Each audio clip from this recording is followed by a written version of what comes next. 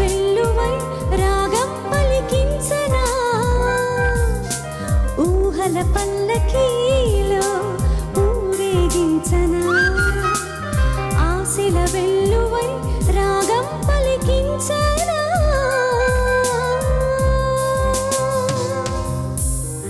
అంటూ చిత్రంగా మంచి పాటల పల్లకీని సినిమాల్లోకి మోసుకొచ్చినటువంటి రమ్యమైన సంగీత దర్శకుడు, రమ్యమైన పాటల పట్నాయక్ శ్రీ ఆర్పి పట్నాయక్ గారు ఈనాటి మన ఓడాఫోన్ జుమ్మందినాదం కార్యక్రమానికి ఆత్మీయ అతిథిగా విచ్చేస్తున్నారు. వారికి ఇదే మా సాదర ఆహ్వానం.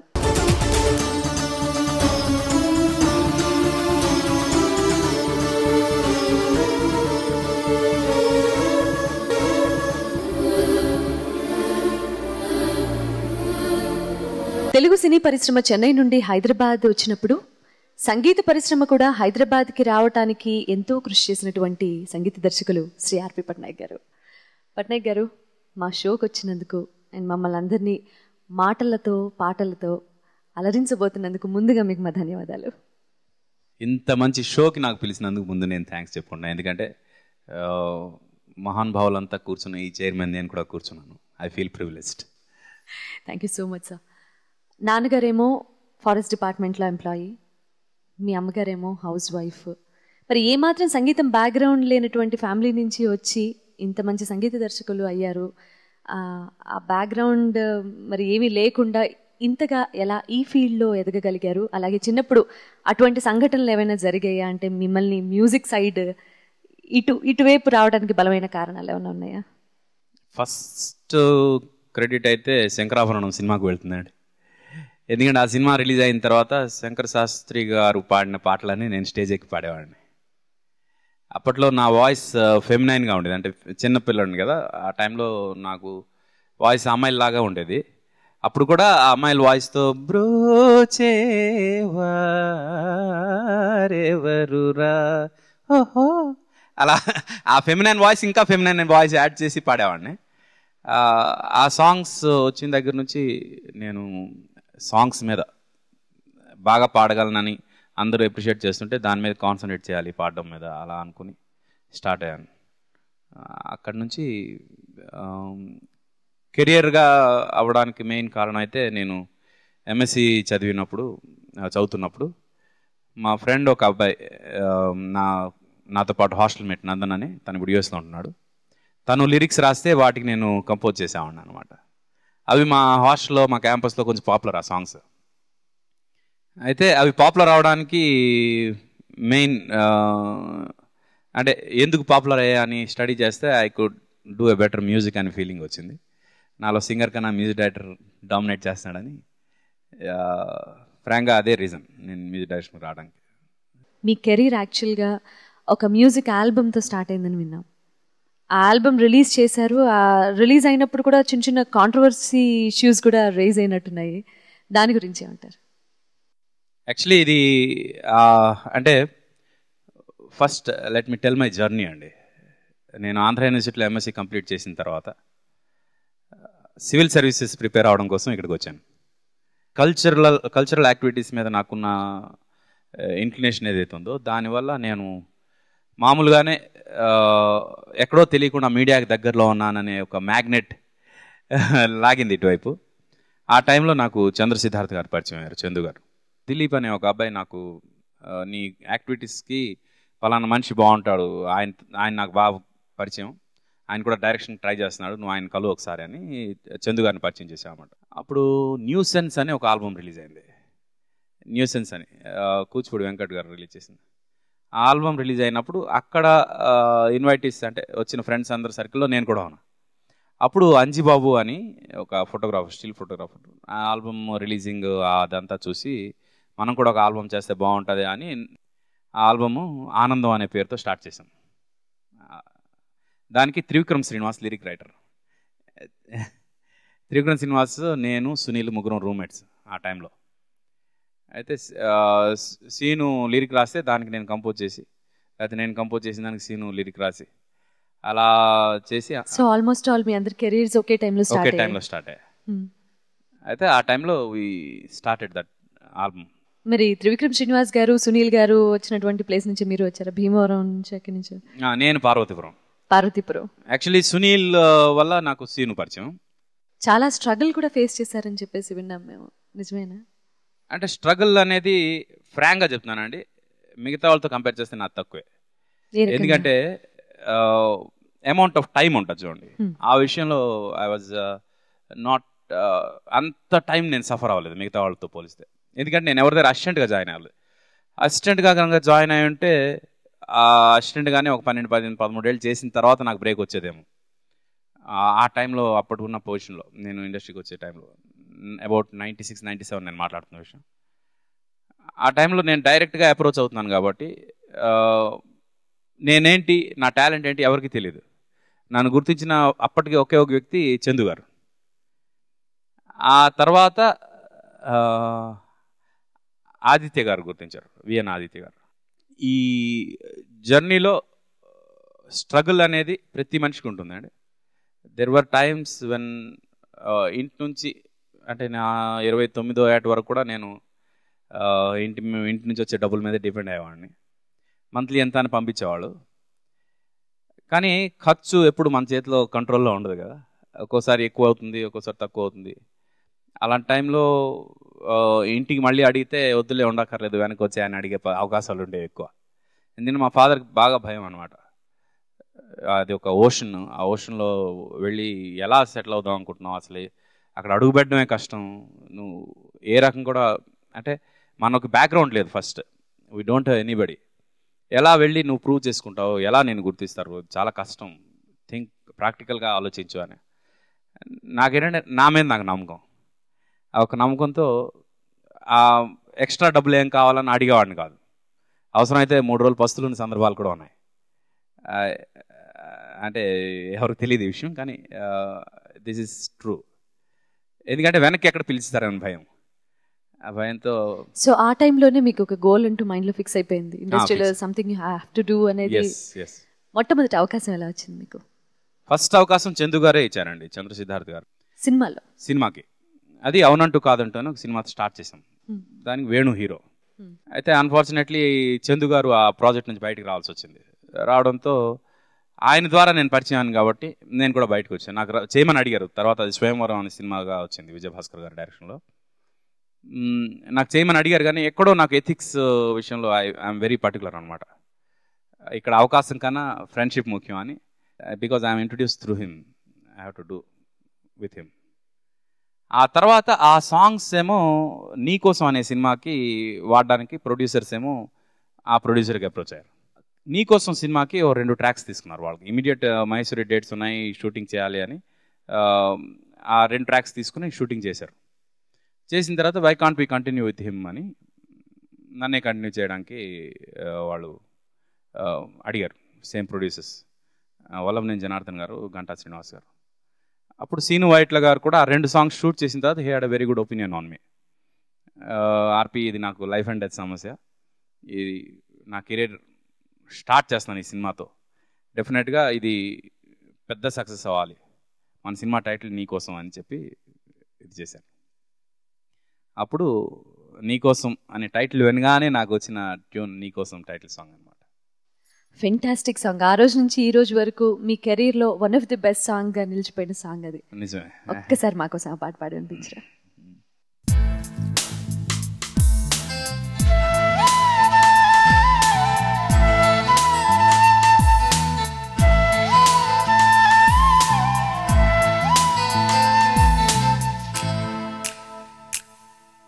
నీకోసం నీకోసం నీకోసం నీకోసం ఎప్పుడూ లేని ఆలోచనలు ఇప్పుడే కలిగెను ఎందుకు నాలో, నీకోసం నీకోసం ఈ లోకమిలా ఏదో కలలా నాకంతా కొత్తగా వింతగా కనిపిస్తూ ఉంది.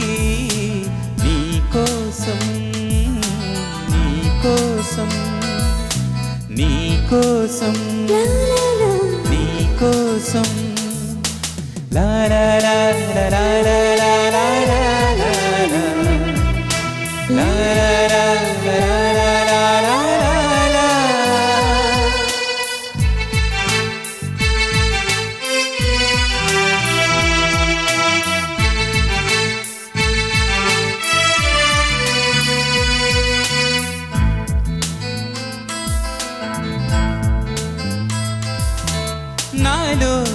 ఇది ఏ రోజు లేనిది ఏదో అలజడి నీతోనే మొదలిది నువ్వే నాకని పుట్టుంటావని ఒంటిగా నీ జంటగా ఉన్నాను నేనిన్నాళ్ళుగా నీకోసం నీకోసం నీకోసం నీకోసం.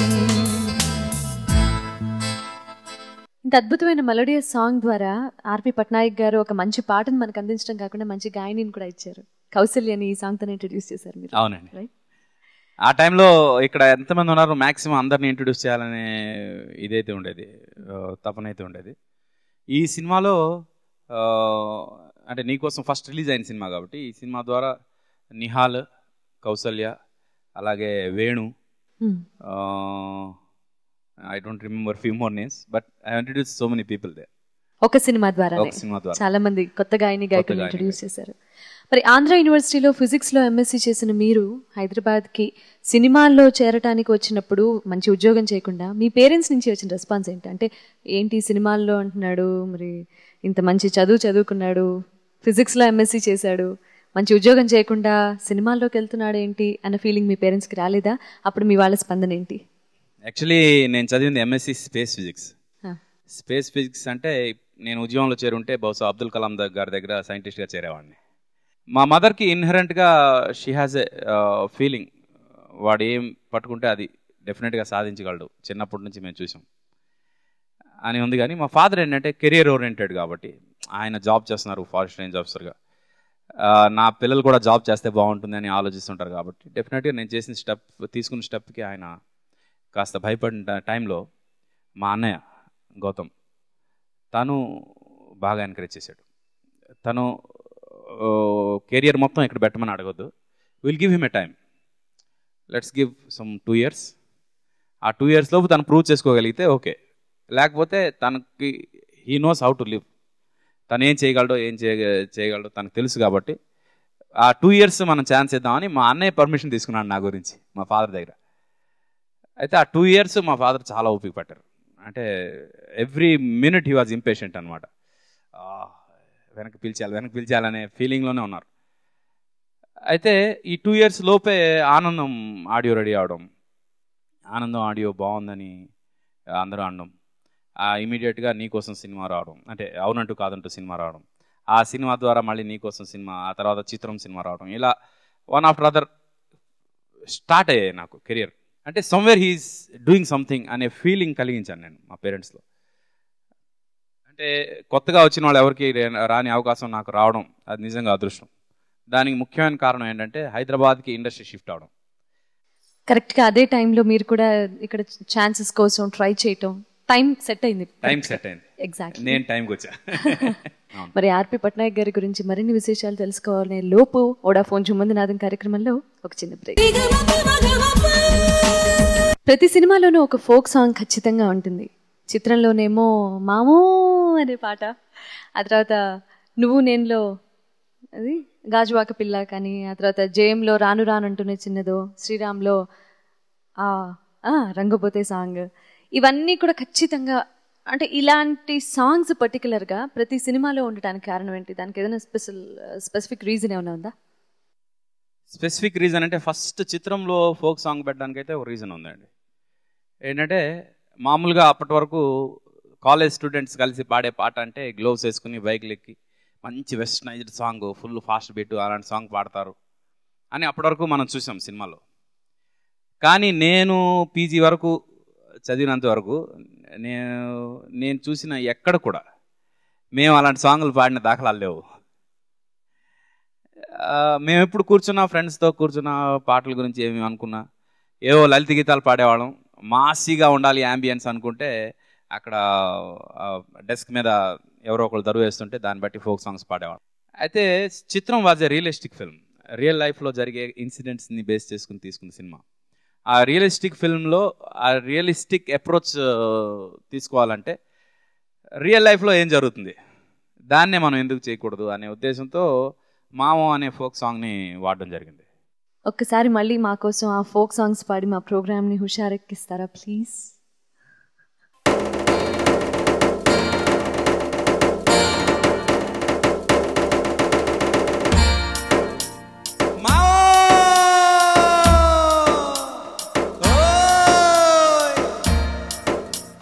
పారిపోతున్నదే ఎవరేటే, వెళ్ళిపోతున్నదే ఎవరేటే, ఆ అమెరికా అమ్మాయి మావో పారిపోతున్నది మావా. లోలోన బెల్లు మోగుతోంది మావో బేగిరా అన్నాడు మావా. ఎల్లిపోతే ఎల్లిపోని పిల్ల కోతి చెల్లి గాని ఎలిజబెత్ టేలరేటి ఆ పిల్ల. ఒల్లకోర ఎల్లిదేర ఎల్లి పిలుచుకొచ్చేరా అబ్దుల్లా. పిల్లడదరహో కళ్ళు జదిరహో అదిరబన్న ఇద్దరి జత కుదిరెనహో. పిల్లడదరహో కళ్ళు చెదిరహో అదిరబన్న ఇద్దరి జత కుదిరెనహో. గాజు ఆక పిల్ల మేం గాజులోళం కాదా, గాజు ఆక పిల్ల మేం గాజులోళం కాదా, గాజు ఆక పిల్ల మేం గాజులోళం కాదా. నీ చెయ్యి జాపలేదా, నీ చెయ్యి జాపలేదా, మా గాజు తొడగలేదా. గాజు ఆకే పిల్ల మాది, గాజులోళమే పిల్ల మేము. గాజు ఆకే పిల్ల మాది, గాజులోళమే పిల్ల మేము. రాను రానంటూనే సిన్నదో సిన్నదో, రాములోరి గుడికొచ్చే సిన్నదో సిన్నదే. కాదు కాదంటూనే కుర్రదో కుర్రదో, తోటకాడకొచ్చిందా కుర్రదో కుర్రది. పచ్చి పచ్చి వంటూనే పిల్లదో పిల్లదో, పళ్ళొట్టుకొచ్చిందా పిల్లదో పిల్లదే. రాను రానంటూనే సిన్నదో సిన్నదో, రాములోరి గుడికొచ్చే సిన్నదో సిన్నదే. అంతేనా అంతేనా? ఇంకా చాలా పాడచ్చు, పాడండి మరి. రంగోబోతి రే రంగోబోతి, రంగోబోతి రే రంగోబోతి, হায় রঙ্গবতী রঙ্গবতী কোন কলতা হসি পদে কহ কথা। হায় রঙ্গবতী রঙ্গবতী কোন কলতা হসি পদে কহ কথা। ఓకే ఓకే ఓకే, ఇలా పాడుకుంటూ పోతే ఈ పల్లవులతోనే బోలెడన్ని మెడ్లేస్ చేసేసేయచ్చు షో అంతా కూడా. ఈ పాటలు అంటే జానపదాలు ఎంత అద్భుతంగా అయితే చేశారో, ఒకానొక టైంలో అసలు మంచి మంచి మెలోడియస్ సాంగ్స్ అలాగే వచ్చాయి, మెలడీ బేస్డ్ సాంగ్స్, చాలా సోలోస్. అలా మీ బాణీలో ఇళయరాజా గారి టచ్, అట్టించ్ బ్యాక్ ఎక్కడో ఆత్మలాగా అలా వినిపిస్తూ ఉంటుంది. ఆయన మీకు ఇన్స్పిరేషనా? అంటే ఫ్రాంక్గా చెప్తున్నాను, గ్రోత్ మనిషి భోజనంతో ఎదుగుతాడు, అంటే తిండి తిని ఎదుగుతాడు కదా. దాంతోపాటు నేను ఆయన మ్యూజిక్ వింటూ ఎదిగాను, ఫ్రాంక్గా చెప్తున్నా. నా నరాల్లో ఆయన మ్యూజిక్ జీర్ణించిపోయింది. ఆయన వాడే ఇన్స్ట్రుమెంటేషన్లో బ్యాక్గ్రౌండ్ ఇన్స్ట్రుమెంట్ సౌండ్స్ కూడా చెప్పగలను నేను. అంత అంటే నేను చిన్నప్పుడు మ్యూజిక్ అనేది ఫుల్ ఫ్లెజ్డ్గా దాని గురించి తెలుసుకుందాం అనుకునేటప్పుడు ఎక్కువగా విన్న పాటలు ఆయన పాటలు. ఎక్కడికి వెళ్ళినా ఆయన పాటలే వినిపించేవి, తప్పించుకోవాలన్నా తప్పించుకోలేని పరిస్థితి ఎవరికి కూడా. అయితే నేను కావాలని తప్పించుకునే పరిస్థితి తెచ్చుకోలేదు ఇప్పుడు. ఎందుకంటే అవి ఎంత వింటే మన లైఫ్ స్పాన్ అంత పెరుగుతుందని నేను ఫీల్ అవుతాను. ఎందుకంటే ఆయన గంధర్వుడు, ఆయన స్వర్గంలో ఉండి అక్కడ మన దేవతల ముందు కంపోజ్ చేయాల్సిన వ్యక్తి లక్కీగా మన దగ్గర మన అందరికీ వినిపించే సంగీతాన్ని ఆయన క్రియేట్ చేశారు. అలాంటి మహానుభావుడు నాకే కాదు, సంగీతం అంటే ఇష్టం ఉన్న ప్రతి ఒక్కరికి ఇన్స్పిరేషనే ఆయన. ఎగ్జాక్ట్లీ. ఎవరు కూడా ఆయన పాట వినకుండా గ్రో అవ్వలేదు. ఈ మా ఏజ్ గ్రూప్ జనం అయితే నాకు తెలిసి అప్పట్లో గీతాంజలి అనండి, అభినందన అనండి, మహర్షి అనండి, ప్రతి పాట ఒక ఆణిముత్యమే, ఆలాపన అనండి, ఏ సాంగ్ తీసుకున్నా ప్రతి సాంగ్లో దెర్ ఈస్ సంథింగ్. ప్రతి సినిమాలో ప్రతి సాంగ్ కూడా. అలా మిమ్మల్ని ఇన్స్పైర్ చేసిన వాళ్ళల్లో ఇళయరాజా గారి మొదటి వరుసలో ఉంటే మిగతా ఇంకెవరన్నా ఉన్నారా? హిందీలోని నాకు ఆర్డి బర్మన్ గారు అంటే బాగా ఇష్టం అండి. ఆర్డి బర్మన్ ఈజ్ సంబడి, అప్పట్లో he was 10 years ahead of his time. అంటే అప్పట్లో 10 ఏళ్ళ తర్వాత చేసే మ్యూజిక్ అప్పట్లో ఆయన చేసేవాడు. అండ్ హీస్ ఇప్పటికి కూడా ఆయన సంగీతం కొత్తగా ఉంటుంది. ఎగ్జాక్ట్లీ. ఆయన కొన్ని పాటలు డైరెక్ట్గా మన గుండెకి తట్టుకుంటాయి.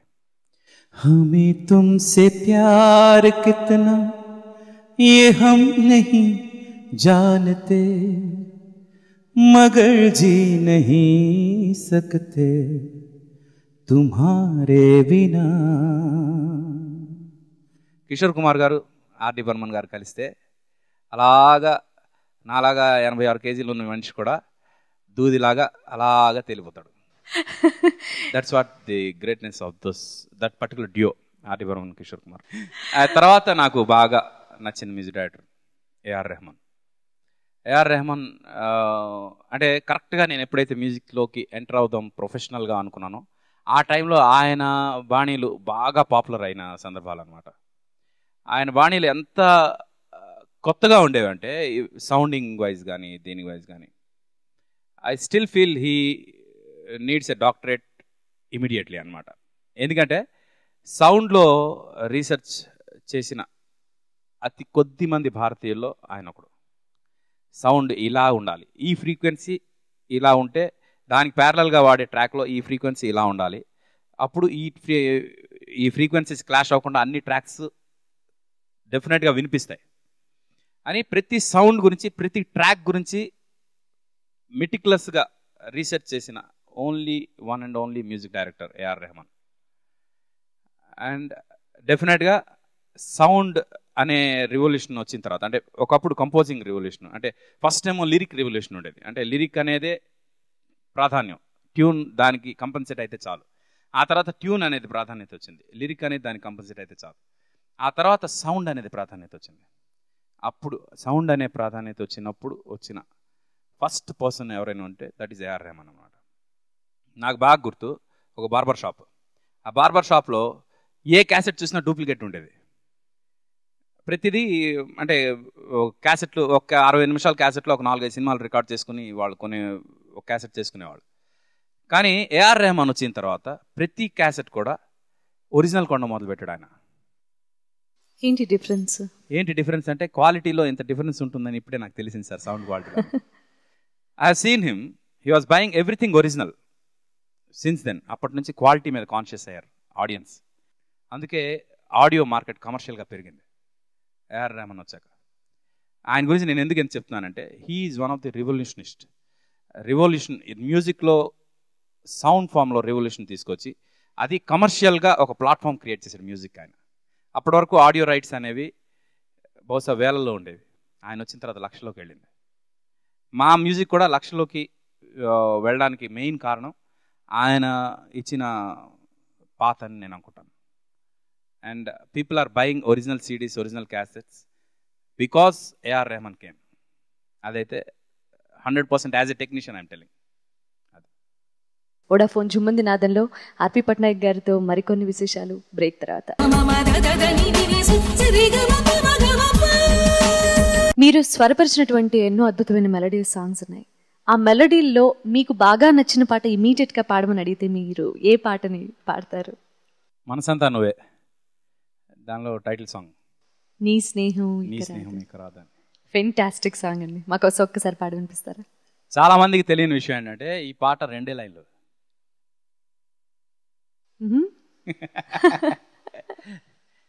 ఈ పాటలో ఉన్నది 2 లైన్స్, కానీ ఇది ఒక పెద్ద ఫుల్ ఫ్లెడ్జ్ సాంగ్ లా ఫీల్ అవుతారు. ఎందుకంటే అంత లోతుగా వెళ్ళిపోతుంది గుండెలోకి ఈ సాంగ్. అవునండి, అందుకు నాకు ఈ సాంగ్ అంటే బాగా ఇష్టం. ఈ సాంగ్ ఎక్కువ ఇష్టం అవడానికి కారణం సీతారాం శాస్త్రి గారి లిరిక్స్. 2 లైన్స్లో ఆయన చెప్పాల్సినంత చెప్పేశారు. And that's what the greatness of this song. సంగీత సాహిత్యాలు రెండు ఈక్వలెంట్గా ఉంటేనే కదా ఒక పాటకి అందం వస్తుంది. ఎప్పుడైనా సాహిత్యం బాగుంటేనే ట్యూన్ బాగుంటుందండి. సాహిత్యం బాగోకపోతే ఎంత గొప్ప ట్యూన్ అయినా పన్నీరే. సింపుల్. నాకు సునీల్ చెప్తుంటాడు ఎగ్జాంపుల్ అప్పుడప్పుడు. అది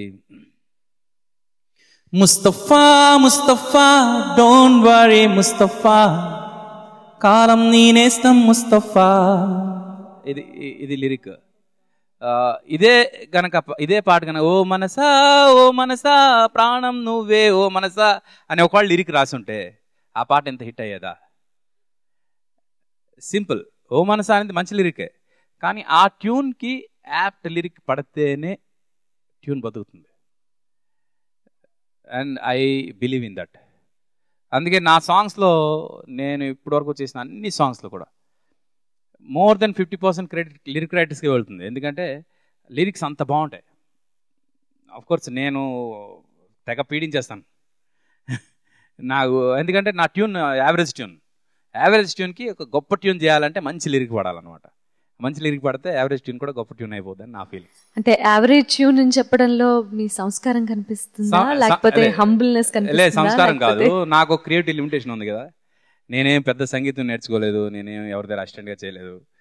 నాకు తెలిసి నేను ఎంత చేయగలనో నాకు తెలుసు. ఫస్ట్ సెల్ఫ్ అసెస్మెంట్ అనేది చాలా అవసరం. And I know what am I. నేను ఇది అది అని చెప్పే ఇది నాకు లేదు. ఫ్రాంక్గా ప్రాక్టికల్గా నేనేంటో నాకు తెలుసు. You are a practical person. Yeah, I know what I am. ఒక్కసారి సాంగ్.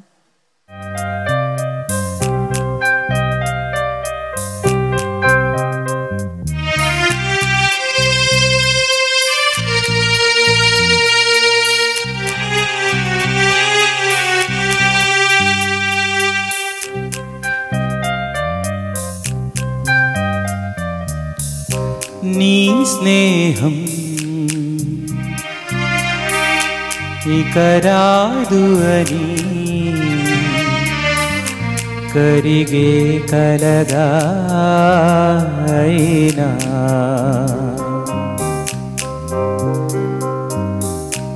ఈ దూరం నూరాకు అని నన్ను వెలివేస్తూ ఉన్నా. మనసంతా నువ్వే, నా మనసంతా నువ్వే, మనసంతా నువ్వే, నా మనసంతా నువ్వే.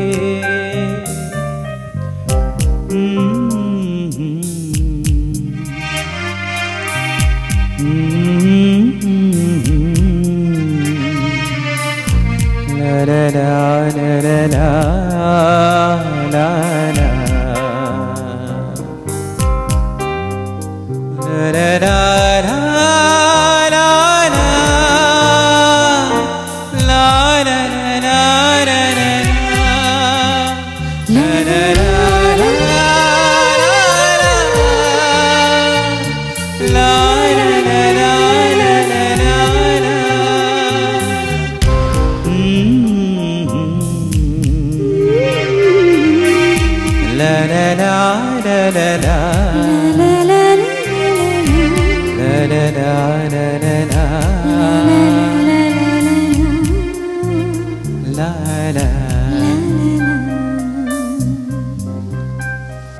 మ్యూజిక్ అంతా ఆగిన తర్వాత మనసంతా మీరే, మా మనసంతా మీరే.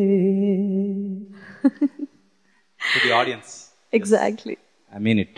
వాళ్ళు లేకపోతే ఆర్టిస్ట్ అనేవారు ఎవ్వరూ లేరు. ఎస్, ఖచ్చితంగా. అందుకే మా మనసంతా మీరే. ఒక్కో మ్యూజిక్ డైరెక్టర్కి కొంతకాలం పాటు వాళ్ళ హవా అలా నడుస్తూ ఉంటుంది. మీరు కూడా అలాగే వచ్చారు, అలాగే ఒక హిస్టరీ క్రియేట్ చేశారు, అలాగే సెన్సేషన్ క్రియేట్ చేశారు. మీ హవా అలా అలా నడుస్తున్న టైంలో మళ్ళీ మాకెవరికి వినసొంపైన పాటలు వినిపించకుండా, ఎందుకో కారణం ఏమిటో తెలీదు, కానీ కొంతకాలం పాటు దూరం అయ్యారు ఇండస్ట్రీకి. అంటే అది నేను ఎందువల్ల అలా జరిగింది? నేను తీసుకున్న డెసిషన్ అది. I took a decision not to do anymore. Why? అంటే సడన్గా రోజుకి 18 గంటలు నాన్ స్టాప్గా కష్టపడి పనిచేస్తుంటే ఎక్కడో నేను చేసిందే చేయమని మళ్ళీ అడుగుతున్నారు అనే ఫీలింగ్ వచ్చింది నాకు. కొత్తగా ఏమైనా చేస్తేనే ఎదుగుతాం.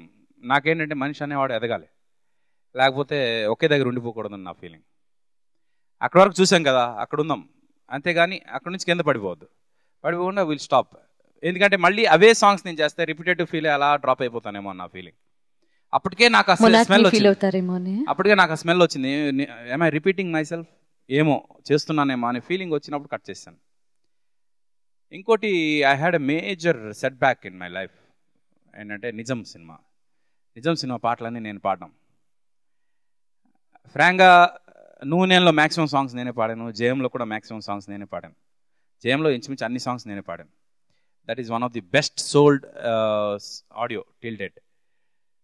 అదే ఫీలింగ్తో నిజంలో కూడా అన్ని సాంగ్స్ నేనే పాడానా అంటే దానికి there are so many reasons why I had to sing the songs. కానీ I had something in mind, నేనే పాడకూడదు ఈ సాంగ్స్ అన్నీ కూడా, నేను పాడకూడదు. తేజ గారి ఫీలింగ్ ఏంటంటే ఆర్పి ట్రాక్ పాడిన తర్వాత ఇంకెవరు పాడినా నాకు నచ్చదు. ఎందుకంటే ట్రాక్లో what the feel that you give వేరే వాళ్ళు అది నాకు ఇవ్వలేరు, అందుకు I want your voice only అని ఆయన ఫోర్స్ చేయడం. ఎక్కడో తప్పు చేస్తున్నాను అనే ఫీలింగ్ నాకు ఉంది. అది రిలీజ్ అయిన తర్వాత ఆ తప్పు నిజమే అని ఆడియన్స్ చెప్పారు. నిజంలో అన్ని పాటలు నేను పాడడం ఎంత పెద్ద తప్పు అంటే ఆ తప్పు వల్ల నేను ఎంత పెద్ద డెసిషన్ తీసుకోవడం అయింది. నిజం ఫ్లాప్ అవడంతో people felt that my market is down. ఆ సందర్భంలో నేను ఒక పెద్ద హీరో సినిమా చేస్తుంటే ఆ పెద్ద హీరో యొక్క మేనేజర్ వచ్చి, మీరు మా సినిమాలో ఉంటే మా సినిమా మార్కెటింగ్ అవదండి, అందుకు మీకు డిక్లేర్ చేసాం నిజమే, కానీ we are sorry to say that we can't continue with you అని ఒక మాట అన్నాడు ఆయన. అంటే ఒక మ్యూజిక్ డైరెక్టర్, పెద్ద హీరో సినిమాకి ఒక మ్యూజిక్ డైరెక్టర్ అనేవాడు మార్కెట్ని ఇన్ఫ్లుయెన్స్ చేస్తాడా? నిజమా? అంటే నాకు అంత మార్కెట్ ఉండేదా ఇప్పటివరకు? నేను అంత పెద్ద మ్యూజిక్ డైరెక్టర్నా? నాకు తెలియదే. అసలు నేనేంటి? Let me know myself. అసలు నేనేంటి? నేను ఇప్పటివరకు సాధించిందేంటి? నేను సాధించాల్సిందేంటి? నా గురించి నేను ఇప్పుడు తెలుసుకోవాల్సిన అవసరం ఉంది. నేను ఇప్పటివరకు అందరి కోసం వర్క్ చేశాను. Let me think of my self, let me think of my family, let me think of my career అని సడన్గా అక్కడ బ్రేక్ ఇచ్చా. అంటే నేను ఎప్పుడు కూడా నా వల్ల సినిమా హిట్ అయిందని ఎప్పుడు ఫీల్ అవ్వలేదు. ఓ సినిమాకి నా మ్యూజిక్ ఉంది, ఆ మ్యూజిక్ హెల్ప్ అవుతుంది, అంతేగాని మ్యూజిక్ వల్ల ఆడేసింది అని ఎప్పుడు నేను అనలేదు, ఎప్పుడు కూడా నేను అలా ఫీల్ అవ్వలేదు, ఇప్పటికీ అవ్వట్లేదు. ఎందుకంటే సినిమా బాగుంటేనే మ్యూజిక్ హిట్ అవుతుంది. మ్యూజిక్ హిట్ అయ్యింది అంటే సినిమా బాగుంటేనే మ్యూజిక్ హిట్ అవుతుంది, అది నేను ఫీల్ అవుతాను. There are some other reasons, but under కరెంట్గా కొన్ని అదర్ రీజన్స్ ఉన్నాయి, కానీ అవి చెప్పకుండా నాకు ఇలా చెప్పే విధానం నాకు నచ్చలేదు. సడన్గా ఇండస్ట్రీ మీద కోపం వచ్చింది. సంగీత దర్శకుడైనా గాయకులైనా మొదట మనిషి, ఆ తర్వాత ఆర్టిస్ట్. మనిషి అన్న తర్వాత ఎన్నో రకాలైనటువంటి ఫీలింగ్స్ ఉంటాయి. ఆర్టిస్టిక్ లైఫ్లో ఇంకా ఎక్కువగా బోలెడన్ని సెన్సిటివిటీస్ ఉంటాయి. అండ్ హృదయం కూడా అంతే మెత్తగా, అంటే చాలా సెన్సిటివ్గా ఉంటారు. అది ఒక్క ఆర్టిస్ట్కే తెలుస్తుంది. వోడాఫోన్ జుమ్మంది నాదంలో ఆర్పి పట్నాయక్ గారితో మరికొన్ని విశేషాలు బ్రేక్ తర్వాత. సంగీత దర్శకత్వం నుంచి నటులుగా, ఆ తర్వాత దర్శకత్వ శాఖలోనూ మీరు ప్రవేశించారు. ఈ ఆలోచనలో మార్పులు రావడానికి కారణం ఏమిటి? ఆలోచనలో మార్పులు ఏం లేదు. నేను మ్యూజిక్ ఆపేసిన తర్వాత ఇండస్ట్రీకి నేను దూరంగా లేను. ఐఎమ్ విత్ యూ, నేను ఎక్కడికి వెళ్ళే, నేను ఏదో ఒకటి చేస్తూ మీతోనే ఉన్నాను అని చెప్పడం కోసం scene Vasanthi Lakshmi cinema act చేశాను. అలా అని ఎక్స్పెరిమెంటేషన్ కోసం చేయలేదు, ఆ క్యారెక్టర్ నేను చేయగలను కాబట్టి చేశాను. అంత అద్భుతమైన క్యారెక్టర్ చేసే అవకాశం రావడం నిజంగా అదృష్టం నేను ఫీల్ అవుతున్నాను. ఎందుకంటే అంటే నేను 30 సినిమాలు మ్యూజిక్ డైరెక్షన్ చేసిన తర్వాత నాకు ఎంత పేరు వచ్చిందో, ఒక్క సినిమా ఆర్టిస్ట్గా నాకు అంత పేరు వచ్చింది. చిన్నపిల్లలు అదేంటి ఈయన కళ్ళు వచ్చాయా అంటే ఆపరేషన్ అయిపోయిందమ్మా అని చెప్పిన సందర్భాలు కూడా ఉన్నాయి. నేను అండ్ కన్నడ రంగంలో ఇప్పుడు one of the top most music director మీరు. అక్కడ అవకాశాలు ఎలా లభించాయి? ప్రస్తుతం అక్కడ మీ సంగీతానికి సంబంధించినటువంటి ఆదరణ ఎలా ఉంది? దానికి సంబంధించిన విశేషాలు చెప్పండి. కన్నడలో అంటే నేను తెలుగులో ఆపేసిన తర్వాత I had to do something అండి. అంటే నేను ఇప్పటివరకు ఫ్రాంక్గా చెప్తున్నాను, ఎవరు నమ్మినా నమ్మకపోయినా, నేను ఇప్పటివరకు డబ్బులుగా గడించింది ఏం లేదు. పేరుగా బాగా గడించాను, కానీ డబ్బుగా నేను ఎవరి దగ్గర ఇప్పటి వరకు నాకు ఇంత రెమ్యునరేషన్ ఇవ్వండి అని అడగలేదు, ఇంత ఇస్తేనే చేస్తానని కూడా చేయలేదు. కొన్ని సందర్భాల్లో ఫ్రీగా చేశాను సినిమాలు, కొన్ని సందర్భాల్లో నా చేతిలో పెట్టి కూడా చేశాను సినిమాలు. కేవలం నాకు మ్యూజిక్ అంటే ఉండే ప్యాషన్తో. మ్యూజిక్ ఆపేశాను, ఇప్పుడు ఫ్యామిలీ గడవాలి, ఎలా? డెఫినెట్గా ఏదో ఒకటి చేయాలిగా. అప్పుడు తెలుగులో ఆపి కన్నడలో మొదలుపెట్టాను. అప్పటికే కన్నడలో జయం 500 రోజులు ఆడింది, 500 days ఆడింది లిటరల్గా ఆ సినిమా కన్నడలో. దే నో ఎవ్రీ సాంగ్ అండి జయంలో, and they like me a lot. నా అన్ని సినిమాలు వాళ్ళు నాకు తెలియని సాంగ్స్ కూడా రిఫరెన్స్ చేస్తుంటారు నేను చేసింది. అంత డెడికేటెడ్ పీపుల్ ఉన్నారు అక్కడ, నేనంటే ఇష్టం ఉన్న పీపుల్. వాళ్ళందరితో వర్క్ చేస్తే నాకు కూడా ఇక్కడ ఆంధ్రాలో నాకంటూ ఒక అభిమానించే జనం ఎలా ఉన్నారు, అలాగే I spread my soul even there to win some more souls అనే ఫీలింగ్. జయం కన్నడలో 500 రోజులు ఆడితే ఇక్కడ కూడా ఆల్మోస్ట్ అంటే ఈక్వలెంట్గా ఆల్మోస్ట్ 1 సంవత్సరం ఆడిన సినిమా అది. ఆ కలెక్షన్స్ కానీ అసలు అద్భుతమైన, అండ్ దట్టు నాకు ఆ అమ్మాయికి వెళ్ళవయ్యా వెళ్ళు అని చెప్పినందుకు నందే అవార్డు కూడా వచ్చింది. That's a different story all together. మరి అందులో అన్ని పాటలు కూడా జనాదరణ పొందాయి. మీకు నచ్చిన పాట ఒక్కటి మాకోసం వినిపిస్తారా? వితౌట్ ఆర్కెస్ట్రా ఒక పాట వినిపిస్తా. అలాగే. అందమైన మనసులో ఇంత అలజడెందుకో, ఎందుకో ఎందుకో ఎందుకో, తేలికైన మాటలే పెదవి దాటవెందుకో, ఎందుకో ఎందుకో ఎందుకో ఎందుకో, అసలెందుకో అడుగెందుకో, మొదటిసారి ప్రేమ కలిగినందుకా, అందమైన మనసులో ఇంత అలజడెందుకో, ఎందుకో ఎందుకో ఎందుకో. Thank you so much. ఇలాంటి మెలడీస్ మీ బ్యాంక్లో ఎన్నెన్నో ఉన్నాయి, రైట్? అందులో నుంచి ఒక్కటి మాకోసం బయటికి తీసి with orchestra. Yes, one of the most favourite song of mine. నాకే కాదు, ప్రేమలో పడ్డ ప్రతి అబ్బాయి ఫేవరెట్ సాంగ్ ఇది. తను అమ్మాయికి ఐ లవ్ యూ చెప్పకుండా ఈ పాట పాడుతుంటారు అన్నమాట. నాకు పెళ్ళి అయిపోయింది కాబట్టి ఇప్పుడు ఎవరికి చెప్పలేను. Still it's for my wife. పర్వాలేదు, మీ ఆవిడకి స్ట్రైట్ గా కెమెరాలో చెప్పొచ్చు. వైఫ్ అన్నా కరెక్ట్.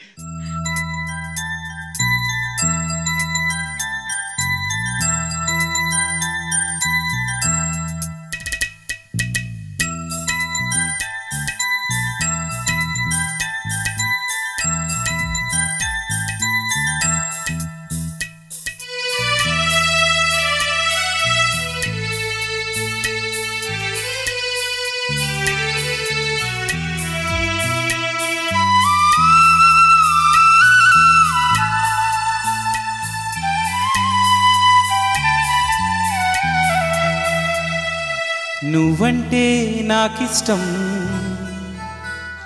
నీ నవ్వంటే నాకిష్టం,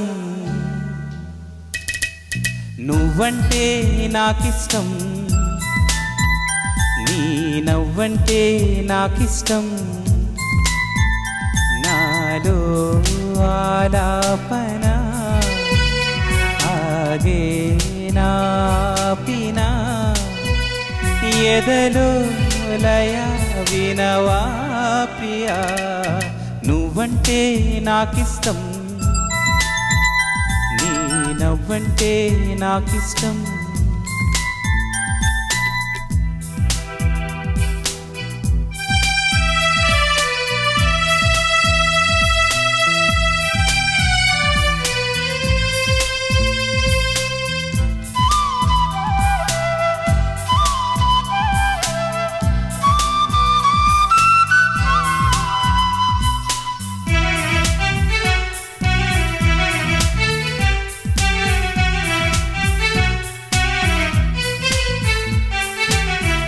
చేరువా దూరము లేవులే ఇష్టమైన ప్రేమలో, ఆశలే కంటిలో బాసలై ఇష్టమాయే చూపులే, కోపతాపాల తీపి సాపాల ముద్దు మురిపాల కథ ఇష్టమే, ఎంత అదృష్టమో మన ఇష్టమే ఇష్టము నువ్వంటే నాకిష్టం నీ నవ్వంటే నాకిష్టం నువ్వంటే నాకిష్టం నా నువ్వైతే నాకిష్టం fantastic, fabulous. Thank you so much. మా ఆవిడని ఆలోచిస్తూ పాడాను, అందుకు బాగా వచ్చింది. అరే